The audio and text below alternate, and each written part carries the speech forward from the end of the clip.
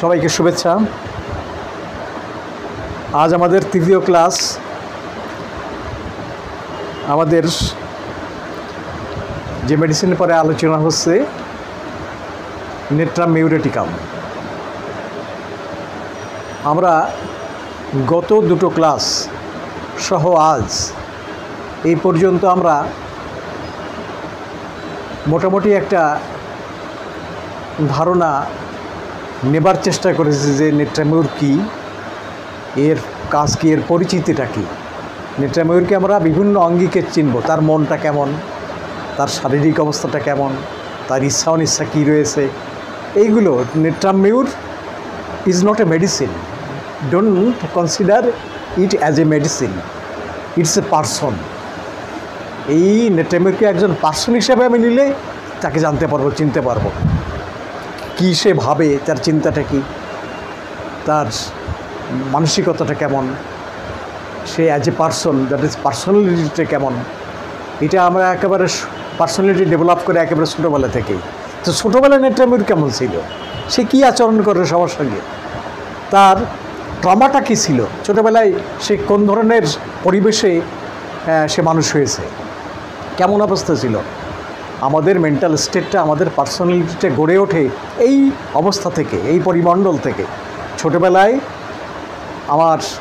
যেখানে আমি জন্মগ্রহণ করেছি, যে পরিবেশে আমি জন্মগ্রহণ করেছি, যে বাতাবরণ আমার চারিপার্শ্বে রয়েছে, এইটার পরে এসে নির্ভর করে একজন পার্সোনালিটি ডেভেলপ করার জন্য। আমি কোন ধরনের পার্সোনালিটি ডেভেলপ করব, এটার একবার ভিত্তিভূমি হচ্ছে পরিবার। এই পরিবারটা কোনো সময় দেখা যায় যে আমি কোথায় মানুষ হলাম, কাদের দ্বারা মানুষ হলাম, আমার প্রতি তাদের মানসিকতাটা কী ছিল, এরপরে ভিতরে ভিতরে জমা হয়। আমরা দেখব নেট্রামিউরের পার্সোনালিটিতে সে কীভাবে ছোটোবেলা থেকেই গড়ে উঠেছে এবং আজকের যে মানসিকতা সে প্রকাশ করছে তার ভিত্তিভূমিটা কীভাবে রচিত হয়েছিল, এটা আমরা দেখার চেষ্টা করব। কাকে দেখার চেষ্টা করব? Natrum mur as a person, not a drug. আমরা যদি এই পরিচিতিটা এইভাবে নিই যে নেট্রামিউর একজন ব্যক্তি, সে ব্যক্তিটাকে জানার জন্যে আমরা কোনো সময় তাকে পুরুষ হিসেবে দেখব, কোনো সময় সে মহিলা হিসেবে দেখব, কোনো সময় সে ছোট বাচ্চা হিসেবে দেখব, শিশু হিসেবে দেখব। বৃদ্ধ অবস্থায় নেট্রামিউরের অবস্থাটা কী, সেই অবস্থা আমরা দেখব। মধ্যবয়সী নেট্রামিউরটা কেমন, তার মানসিকতা, তার আচার আচরণ, ইচ্ছা অনিচ্ছা, এইগুলো কেমন রয়েছে, এগুলো আমরা জানার চেষ্টা করব। এইগুলো আমরা মেলাবার চেষ্টা করব। বিভিন্ন যারা এখানে অত্যন্ত সুন্দরভাবে নেট্রামিউরকে তুলে ধরার চেষ্টা করেছে চিত্রটাকে, এই চিত্রটাকে আমরা মেলাবার চেষ্টা করব নিজেরা। আমাদেরও একটু মাথা কাটাতে হবে এটা বোঝার জন্যে, জানার জন্যে।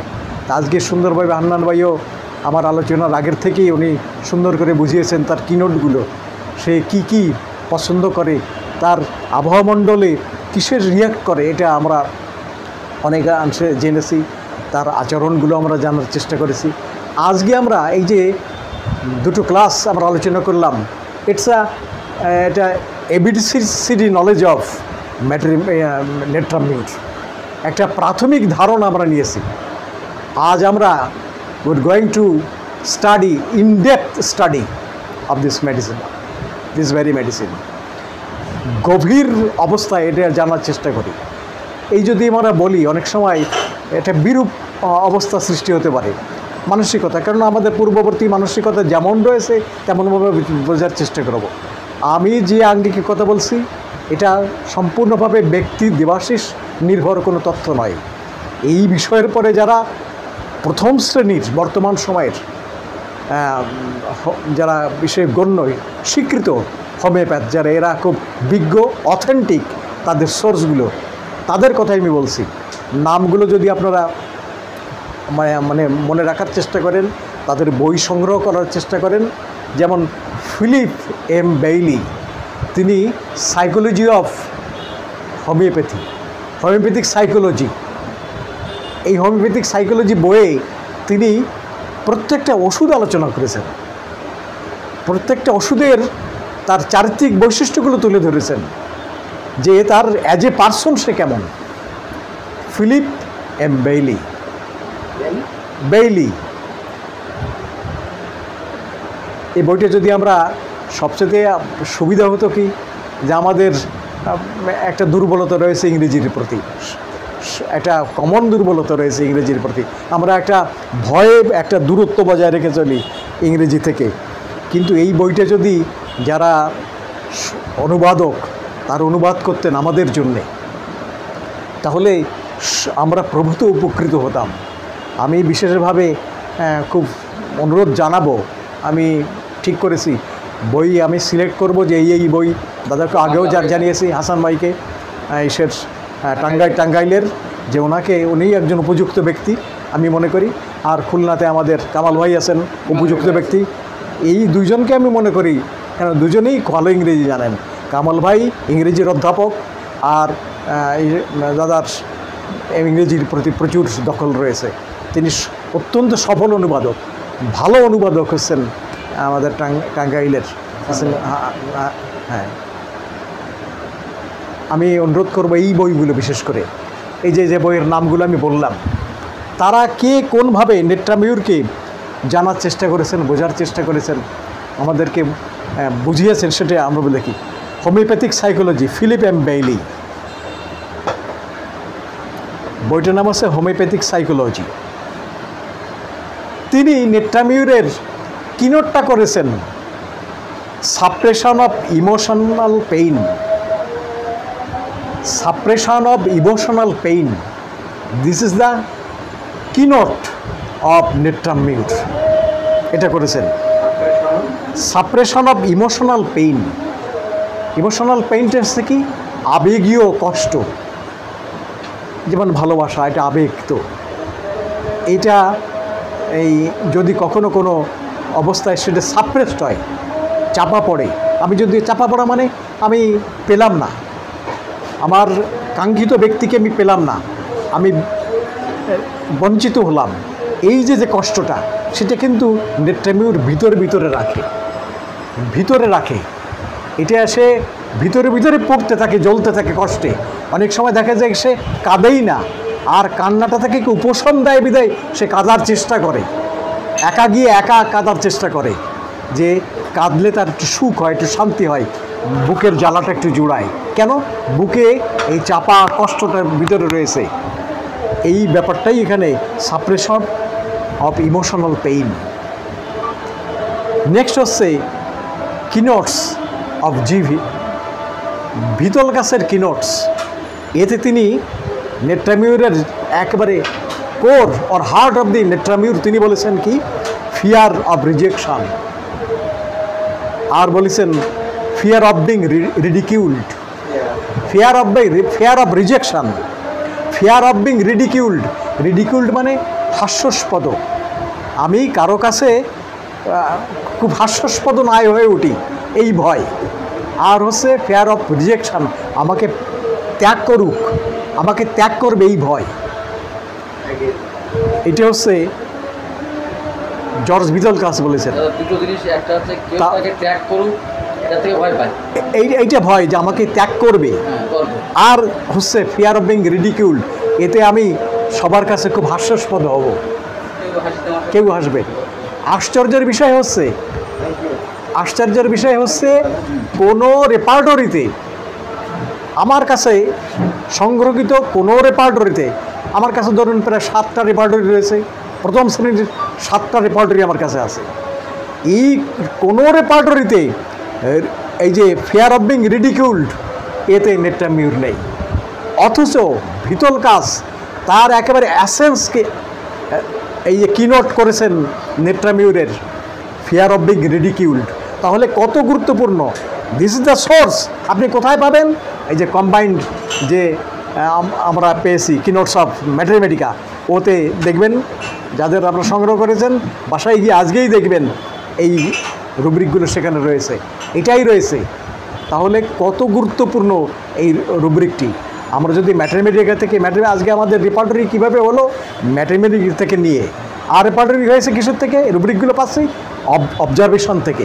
বড় বড় ডাক্তাররা যারা অবজার্ভ করেছেন, দিস ইজ অবজারভেশন, ভিতলগাছের অবজারভেশন। তিনি দেখেছেন, দ্যাট ইজ প্রচুর পেশেন্ট, হাজার পেশেন্ট দেখেছেন, হাজার হাজার নেট্রামিউরের পেশেন্ট দেখার পরে এই সিদ্ধান্তে উপনীত হয়েছেন যে এই দুটো রুব্রিক হচ্ছে this is the heart of natrum mur. একটা হচ্ছে ফেয়ার অফ রিজেকশন আর ফেয়ার অফ বিং রিডিকিউলড, আমি হাস্যাস্পদ হব আর আমাকে ত্যাগ করবে এই ভয়। এর ভিতরে আমরা দেখার চেষ্টা করি রাজন সংকরণ করেছেন কি, হি উইল বি বিট্রেড, তাকে প্রতারণা করবে, অ্যান্ড উইল বি ডিসঅ্যাপয়েন্টেড, আমি কি হব, আমি ক্ষুণ্ণ হব, আমি যে জিনিসটা চাই সেটা পাবো না, বঞ্চিত হব। এইটা হচ্ছে রাজন সংকরণের, তিনি এই নেট্রামিউরের কথা বলেছেন। হি উইল বি বিট্রেড, তার ধারণাটা হচ্ছে হি উইল বি বিট্রেড, আমি প্রতারিত হব। আর উইল বি ডিসঅ্যাপয়েন্টেড, অর্থাৎ আমি যে আশা করেছিলাম সে আশাভঙ্গ হবে, আশাহত হবে, এই জিনিসটা সেভাবে। আর একটা বই, এত মানে গুরুত্বপূর্ণ বই, যে বইটা বর্তমানে দাম ইন্ডিয়ান দাম হচ্ছে 15,000 টাকা, এতটুকু 3টে পার্ট, এতটুকু মোটে পুরো, ওই 3টে পার্টের দাম হচ্ছে ইন্ডিয়ান টাকা 15,000 টাকা। বইটার নাম হচ্ছে ক্যাথারিন সি কাউল্টারের বই, portrait of homeopathic medicine, portrait of homeopathic medicine. এই বইগুলো বাংলায় অনুবাদ হওয়া দরকার। যদি আমরা একটা মেডিসিনের ডেপথে যেতে চাই, গভীরতায় যেতে চাই, খুব ডিপ লেভেল লেয়ারে যেতে চাই, তাহলে আমাদের এছাড়া একেবারে কোনো গত্যান্তর নেই এই বোঝা ছাড়া। তাহলে আমরা আজকে দেখার চেষ্টা করি, ওই যে আমরা এসে আলোচনা করেছিলাম যে নেট্রামিউরের একটি জায়গা, যে জায়গাটায় কোথায় রয়েছে দেখুন, আমরা নিজেরা যেটা পেয়েছি হার্ট, সেটা হচ্ছে কি অ্যাবজর্ব,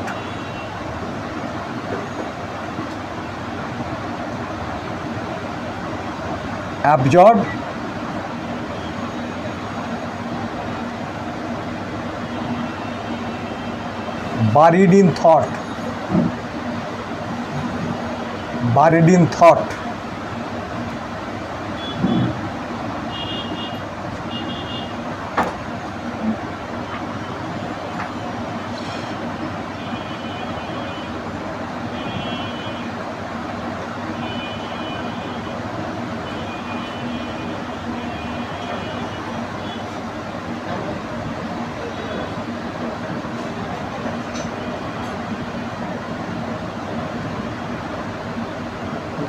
একটু পরে দাও।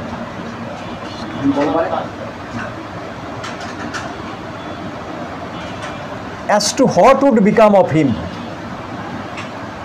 আমরা বোঝার চেষ্টা করি। এটা হচ্ছে অ্যাবজর্বড, এটা এসে আমরা ধারণা দেবার চেষ্টা করেছি। অ্যাবজর্ব মানে শুষে নেওয়া, শোষিত হওয়া। শোষিত হওয়ার কিসে? এই যে বারিড ইন থট, চিন্তায় সমাহিত। বারিড মানে সমাহিত, আমরা মৃতদেহ যেমন সমাহিত করি, বারিড বলে ইংরেজিতে। এইটা আমি সমাহিত হচ্ছি কিসে? চিন্তায়, চিন্তা নিমগ্ন। এটা যদি ধরি অ্যাবজর্বড, নিমগ্ন, এটা হচ্ছে চিন্তা নিমগ্ন।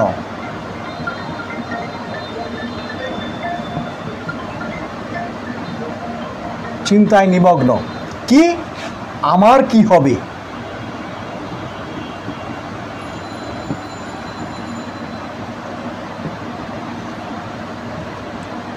আমার কি হবে বা কি হবে আমার অবস্থা কি হবে। As to what would become of him, মানে তার কি হবে, সে এইটা হচ্ছে নিমগ্ন। এখানে দুটো মেডিসিন পরবর্তীতে অ্যাড হয়েছে, একটা হচ্ছে ডালকামারা আর একটা হচ্ছে নেট্রামিউর। এনএম আর হচ্ছে ডালকামারা। আগে ছিল শুধু, আমরা যদি কমপ্লিট রেপার্টরি দেখি একটাই শুধু ওষুধ রয়েছে, যদি সিনথেসিস দেখি তাহলে এইটা যোগ হয়েছে, ডালকামারা যোগ হয়েছে। না, ওই দুটো মাত্র মেডিসিন যেটা রয়েছে ওইটাতে। তাহলে এই যে অবস্থা আমার কি হবে, এটা কেমন? একজনের কাছে জিজ্ঞেস করেছে যে কত বাজে, সে বলছে কি দাদা বেজে 15 মিনিট। তো বেজে 15 মিনিট মানে কি? দাদা মাফ করবেন, আমার ঘন্টা কাটাটা নাই, ঘন্টা কাটাটা নাই। হ্যাঁ হ্যাঁ হ্যাঁ, বেজে 15 মিনিট। এই হচ্ছে এই রুব্রিকটা হচ্ছে বেজে 15 মিনিট। এর আগে আরও কিছু রয়েছে, এই রুব্রিকের আগে রয়েছে যে কেন সে ভাবে যে আমার কি হবে। তাহলে এর আগের কিছু অবস্থা রয়েছে এবং পরবর্তীতেও কিছু রয়েছে কি হবে সেটাও সে ভাবে যে আমার। হ্যাঁ হ্যাঁ, তো চিন্তামগ্ন হয় কি, সে ভাবে কোন চিন্তায় মগ্ন হয়, আর চিন্তাগুলো ভাব কি কি থাকে। এইটা this is the heart of natrum mur, this is the heart of natrum mur. তাহলে এই অবস্থায় উপনীত হতে নেট্রামিউরের যে জায়গা পিছনে যেতে হয়েছে সেটা কি আমরা দেখার চেষ্টা করি। ছোটোবেলায়, একেবারে ছোটোবেলায় নেট্রামিউর সে প্রতিপালিত হয়েছে, মারা গেছে মা, elements from death of love person, death of love person. ওখানে প্যারেন্টসও রয়েছে, লাভ পারসন রয়েছে, আমরা লাভ পারসন দিয়ে দিই কেন? এটা একবার লাভ হচ্ছে প্রতীক একটা, সে যেই হোক না কেন, যার কাছ থেকে আমি স্নেহ মায়া মমতা উৎস যেখানে রয়েছে, যে আমাকে তার স্নেহ দিয়ে মমতা দিয়ে ভালোবাসা দিয়ে ঘিরে রাখবে, দিস ইজ লাভ পারসন, যার কথা আমার হৃদয় জোড়া, সে লাভ পারসন। তাহলে ছোটোবেলায় সে হারিয়েছে তার মাকে, প্রতিপালিত হয়েছে কার দ্বারা? সৎ মায়ের দ্বারা। গ্রামের একটা কথা আছে, মা মারা গেলে বাপ হয়ে যায় তালই। গ্রামের একটা কথা আছে, প্রচলিত কথা। এটা শুধু এমনি হয়নি, নিশ্চয়ই তার পিছনে কারণ রয়েছে। অর্থাৎ ওই সময়টাই সে যদি সৎ মায়ের আশ্রয়ে প্রতিপালিত হয়, অধিকাংশ জায়গার কথা বলা হয়েছে, ব্যতিক্রম ডেফিনেটলি রয়েছে, সেটা ব্যতিক্রম। অধিকাংশ জায়গায় সে প্রতিপালিত হয় অবহেলার শিকার হয় সে। অবহেলা মানে কি? তখন যে যতটুকু স্নেহ পাওয়ার দরকার সেটা সে পায় না, সেটা পায় না। এই যে জায়গাটা, এইটা হচ্ছে এই নেট্রামিউরের জায়গা। তখন সে তার ভিতরে ডেভেলপ করে কি? Elements from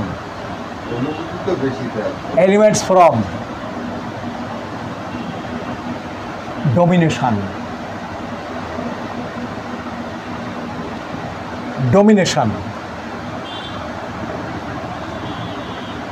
elements from rudeness,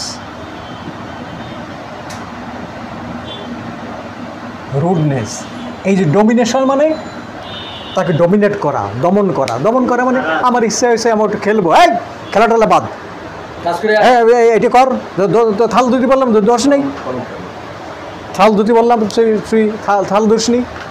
এইটা হচ্ছে ডোমিনেশন, অর্থাৎ আমার ইচ্ছাটাকে দমন করা, আমার স্বাধীনতাটাকে দমন করা। এইটা নেট্রামিউরের ক্ষেত্রে ঘটেছে। আরও কয়েকটা মেডিসিন তার ভিতরে নেট্রামিউর রয়েছে। আর কি? রুডনেস, এই যে কথা বললো, কড়া কথা বললো, এইটার কারণে তার মন ভেঙে যায়, তার কষ্ট হয়, মানসিকভাবে সে কষ্ট পায়। এরপরে তার ভিতরে যে জিনিসটা ডেভেলপ করে, এই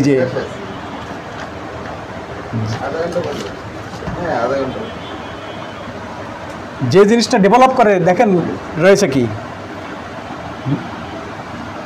ডিলুশন, loved by parents,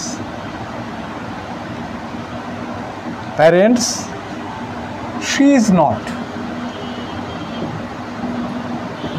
মাত্র দুটো তিনটে মেডিসিন তার ভিতরে নেট্রামিউর। যে মনে করে যে আমারে বাবা মা ভালোবাসে না, আব্বা মা আমাকে ভালোবাসে না, এই যে তার ভিতরে ডেভেলপ করে। ওই যে কেন, এই পিছনের কারণগুলো তো পিছনে রয়েছে। এইটা হচ্ছে এর ভিতর দিয়ে সে বেড়ে ওঠে, এর ভিতর দিয়ে সে বড় হয়। কি? অবহেলা, বঞ্চনা, স্নেহশূন্যতা, এইগুলোর ভিতর দিয়ে সে ধীরে ধীরে ধীরে বেড়ে ওঠে। এইটা আমরা পেলাম এই জায়গাটায়। এটা হচ্ছে কিসের জায়গায়, এটা হচ্ছে প্যারেন্টসের জায়গায়। তারপরে এক সময় তার বিয়ে হয়, বিয়ে হবার পরে দাদা আজকে এই পর্যন্ত থাক। আচ্ছা। এইটাকে একটু আমাদের আরেকটু ভিতরে ঢুকাতে হবে। প্রথম আপনি যাতে প্রথম থেকেই বুঝতে পারেন, আমার কথা থেকে যে বোঝাটা কমপ্লিট তারপরে যা হয় হবে। ধন্যবাদ, কোনো অসুবিধা নেই। আমরা ধীরে ধীরে এগোবো। এখানে আমি একেবারে সোর্স থেকে, একেবারে সোর্স থেকে। কেন গল্পটার মধ্যেই সাজায় ফেলি যে শিশু বয়সে সে তার আপনজনকে হারিয়েছে। 2 নম্বর হচ্ছে সে ডমিনেট হয়েছে, তাকে মানে 3 নম্বর তার সাথে খারাপ ব্যবহার করা হচ্ছে। 4 নম্বর হচ্ছে 4 নম্বরটা দাদা কি জানো, গ্রিফ, ডেথ অফ। মানে এই যে চিত্রটা, এই চিত্রটাই আমাদেরকে আমরা বুঝতে পারবো যে আপনার তার জীবন। তাহলে দেখুন এই যে মনোকষ্ট, grief, death of love person, এই জায়গায় ডেথ অফ লাভ পারসন আমরা এই পর্যন্ত দেখলাম সেই জিনিসটা।